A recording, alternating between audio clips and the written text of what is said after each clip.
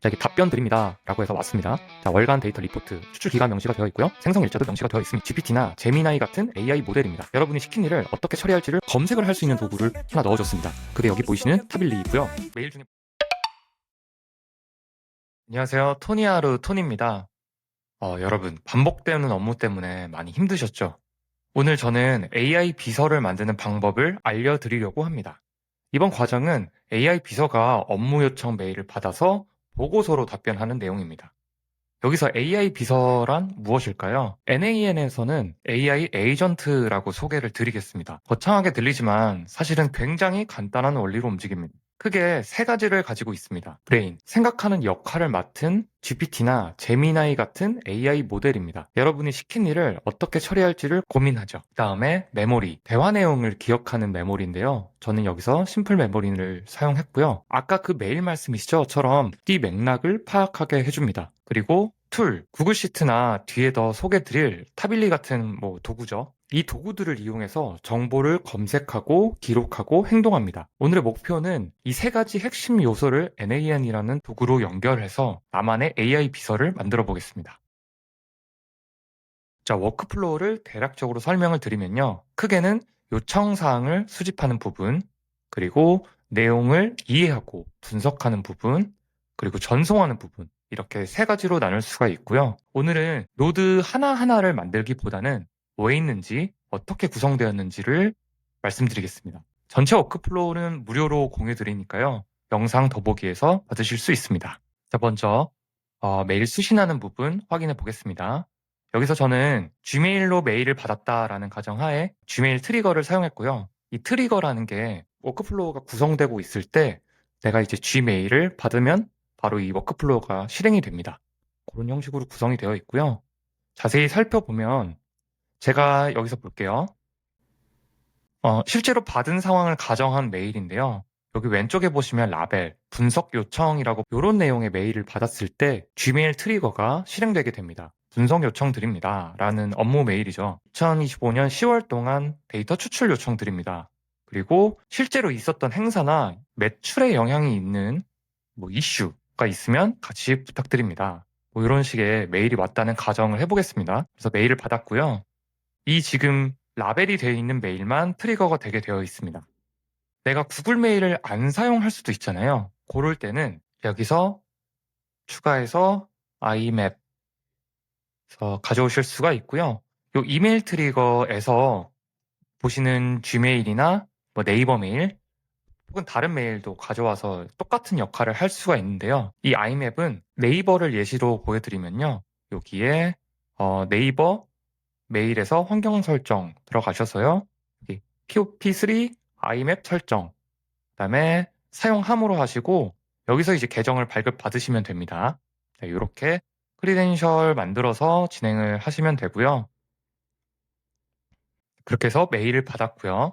그다음에 메일에서 어디서 왔는지, Gmail에서 왔고 누구한테 어떤 텍스트가 왔는지를 정제해 뒀습니다. 이제 가장 중요한 단계인데요. 앞서 준비한 정보들을 조합해서 AI 에이전트를 만들어 보겠습니다. AI 에이전트 노드를 먼저 가져오고요.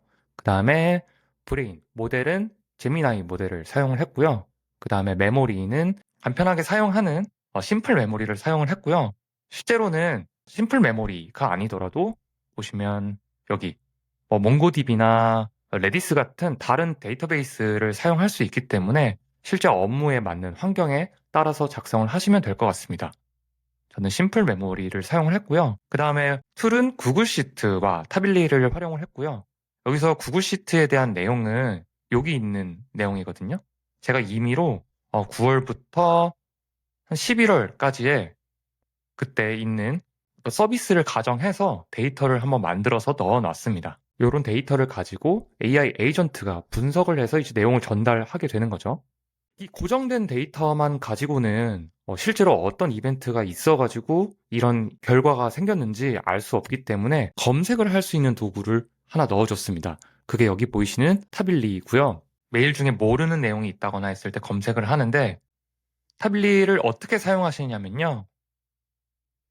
검색을 해서 이제 타빌리에 들어갑니다. 소셜 로그인 하시고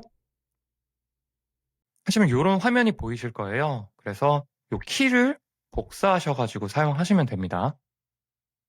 크리덴셜에서 사용을 하시면 되는데 되는지 안 되는지를 먼저 테스트 해보셔야 하잖아요. 바로 툴에서 사용하시기 전에 HTTP 리퀘스트라는 노드를 가져오셔서 되는지 안 되는지를 먼저 테스트를 하시는 걸 추천드릴게요. 테스트를 어떻게 하냐면요. 아까 이 웹페이지에서 독스에 들어갑니다. 독스에 들어가면 이런 화면이 나오는데 도큐멘테이션에 들어가서 저는 검색 기능을 활용할 거예요. 서치에 들어가 보면 여기 보시면 required라고 해서 꼭 필요한 게 있어요. 보통은 제일 위에 이제 명시되어 있는데 보시면 다른 데는 없는 것 같고요. 여기에는 내 계정 인증이 먼저 있어야 될 것 같고요. 그리고 바디에 쿼리, 그러니까 내가 뭘 검색할지, 이제 메시는 누구냐, 리오넬 메시는 누구냐라는 거를 꼭 넣어줘야 한다고 하네요. 그래서 여기 돌아와서 아까 복사했던 키 넣어주시고요. 키 앞에 꼭 이 배열을 넣어줘야 되는데 이게 이제 OAuth나 JWT 기반에서 이제 인증할 때 사용하는 거거든요. 그래서 이 앞에 넣어주시고요. 뒤에 이제 코드 넣어주시면 됩니다. 계정 인증 하나 필요했었죠. 그다음에 두 번째로 필요했던 게 쿼리입니다. 이제 어떤 걸 검색할지도 넣어줘야 되는데 저 같은 경우는 똑같이 해줄게요. 여기 바디를 열고 그다음에 이제 쿼리에 메시는 누구인가를 쳤을 때 검색해서 나오죠. 여기 장점이 있어요. 여기 스코어라고 있는데 스코어가 뭔지 한번 찾아볼게요. 네, 보시면 이 서치 결과에서 얼마나 관계가 있었는지를 얘기를 해주네요. 그런 이제 결과도 있고 실제로 콘텐츠도 있고요. 네, 이런 결과들을 가져와서 이제 검색 내용을 반영한 결과를 만드는 거죠. 이런 검색 내용을 추가해서 보고서를 만드는 거죠. 그렇게 진행을 하는 거고요. 여러 가지 검색 이제 API가 있어요. 타빌리도 있고 서프 AI라고 이제 구글 기반의 API도 있는데 왜 타빌리를 썼냐라면은 타빌리가 LMM에 특화된 검색 도구이기도 하고요. 서프 API 같은 경우는 이제 월 100회 무료거든요. 타빌리 같은 경우는 보시면 프라이싱에 월 1000회가 무료네요. 그렇기 때문에 요거를 사용해 보시면 또 어떨까 추천드립니다. 자, 이렇게 해서 AI 에이전트가 구성이 되는데요. 여기서 AI 에이전트를 사용하실 때 몇 가지 팁을 좀 드리고 싶어요. AI 에이전트가 프롬프트가 모호하면 여기 있는 툴들을 안 쓰고 그냥 넘어갈 수가 있습니다. 상당히 많은 확률로요. 그러니까 참 이게 아이러니한 게 AI 에이전트라고 해야 되는데 사람이 더 프롬프트 엔지니어링을 더 하는 그런 상황이 발생을 하더라고요. 뭐 어쩔 수 없죠. 프롬프트 안에서 툴에 대해서 굉장히 꼼꼼하게 지정을 해 주셔야 합니다. 예를 들면요. 툴에서 구글 시트에 쿼리를 줘야 하는 거, 그리고 외부 이벤트 프로모션을 검색하는 거, 꼭 이렇게 아주 자세하게 설명을 해 줘야 되고요. 그리고 이렇게 보면은 얘가 꼭 여기에 대한 항목을 넣어야 할 것 같이 대답의 형태까지도 만들어 주면은 꼭 사용하도록 진행을 할 수가 있습니다. 그래서 이런 꿀팁 받아가시면 좋을 것 같습니다. 그렇게 해서 AI 에이전트가 구성이 되었고요. 그다음에 이제 보고서를 작성하고 전송하는 부분입니다. 뭐 여기서는 특별할 건 없지만 텍스트를 보고서 형태, 그러니까 HTML로 이쁘게 만들어서 전송을 하는 부분인데요. 아무래도 정보라는 게 전달의 의미도 있지만 잘 인식하게 하는 부분도 중요해서 보고서로 만들어 봤습니다. 마지막에 메일을 보낸 뒤에 내가 메일을 읽었다고 마크하는 부분까지 진행을 합니다. 자, 이렇게 메일을 받아서 보고서로까지 전송을 하는 부분이 완성이 됐고요. 실제로 작성된 보고서를 보여드리겠습니다. 자, 이게 답변 드립니다. 라고 해서 왔습니다. 자, 월간 데이터 리포트, 추출 기간 명시가 되어 있고요. 생성 일자도 명시가 되어 있습니다. 보고서 제목은 이제 2025년 10월 채널 카테고리별 성과 요약으로 답변을 했습니다. 뭐 요약해서도 이제 말을 해줬고요. 핵심 지표에 대해서도 말을 해줬습니다. 총 노출수나 전환율은 어떻게 됩니다. 여기까지만 봐도 굉장히 전문화된 보고서로 보여지고 있죠. 그리고 성과 지표에 대해서도 요약을 해주고 로우 데이터도 보내주고요. 그다음 주요 인사이트에 대해서도 말을 해주고요. 데이터 검증에 대해서 부분도 얘기를 해줘요. 얘가 보다 보니까 이상한 데이터가 껴 있습니다. 그러니까 파이프라인의 정합성을 확보해 주세요. 라는 말도 있고요. 그다음에 이제 제일 중요한 부분이죠. 외부 프로모션에 대한 영향을 분석해 줘 라는 부분까지 진행이 되고요. 수집된 외부 데이터는 최근에 여러 가지 행사가 있었네요. 그래서 보면은 주요 행사 일정에서 일정을 가져왔고요. 이런 가져온 일정에서도 어떤 영향이 있을 것 같습니다. 라는 내용까지 말을 해줬어요. 그리고 데이터 출처와 참고사항까지 모두 정리를 잘 해줬습니다.